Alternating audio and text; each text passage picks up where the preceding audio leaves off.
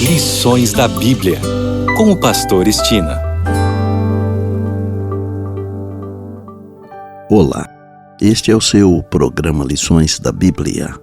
Neste trimestre, que vai até o final do mês de setembro, estamos estudando a primeira carta e a segunda carta de Paulo aos Coríntios. O assunto desta semana, tudo para a glória de Deus. E o tema para hoje, vencendo a idolatria. Em 1 Coríntios 8, nos versos de 1 a 3, Paulo defende que o amor nos preserva da idolatria. Ele retoma e desenvolve esse argumento em 1 Coríntios 10, 23 a 1 Coríntios 11, 1. Em 1 Coríntios 1, 8, verso 3, fala do nosso amor a Deus e mais tarde exorta: ninguém busque o seu próprio interesse, e sim o de seu próximo. 1 Coríntios 10, 24. Isto é, amor ao próximo. Em 1 Coríntios 10, Paulo faz exatamente o que Jesus fez em Marcos 12, 28 a 31.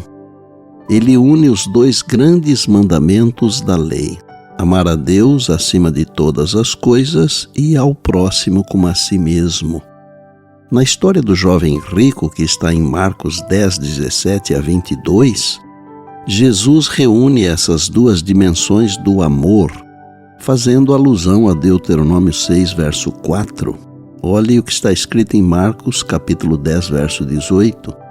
E também Jesus faz menção à segunda tábua do Decálogo. Veja Marcos 10, verso 19. O problema daquele jovem era amar mais os bens do que a Deus e ao próximo. Marcos 10, 21 e 22. Ele valorizava o tesouro da terra acima dos tesouros do céu. E o dinheiro ele valorizava acima dos pobres. Isso era uma idolatria escancarada. Seguindo o ensino de Jesus, Paulo indica que o princípio de amar a Deus sobre todas as coisas e ao próximo como a si mesmo deve ser aplicado às situações hipotéticas que ele menciona em 1 Coríntios 10, 27 e 28. Assim, mesmo o que é lícito pode não ser proveitoso ou edificante, se ofende a consciência de alguém. 1 Coríntios 10, 23. Esse princípio é magistralmente resumido nas palavras: façam tudo para a glória de Deus. 1 Coríntios 10, 31. Ao dizer que tudo deve ser feito para a glória de Deus, Paulo mostra que a idolatria assume as mais variadas formas. Qualquer coisa que usurpe a glória que pertence somente a Deus é uma forma de idolatria.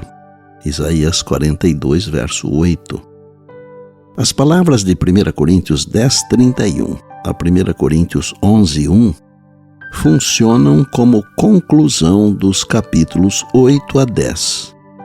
Paulo deixa claro que não buscava o próprio interesse, mas o de muitos, para que sejam salvos. 1 Coríntios 10, 31. Era assim que ele imitava a Cristo. 1 Coríntios 11, verso 1. Vou concluir o tema de hoje com a seguinte reflexão. Preste atenção. Deus desejava que seu povo entendesse que somente ele devia ser o objeto do seu culto. Quando derrotassem as nações idólatras ao seu redor, não deviam preservar nenhuma das imagens de sua adoração, mas destruí-las totalmente.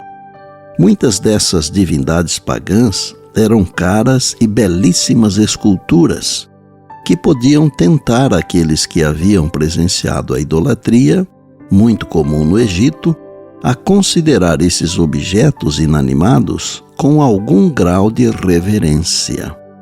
O Senhor queria que seu povo soubesse que era por causa da idolatria daquelas nações que as havia conduzido a todos os graus da impiedade, que ele usaria os israelitas como seus instrumentos para puni-las e destruir seus deuses.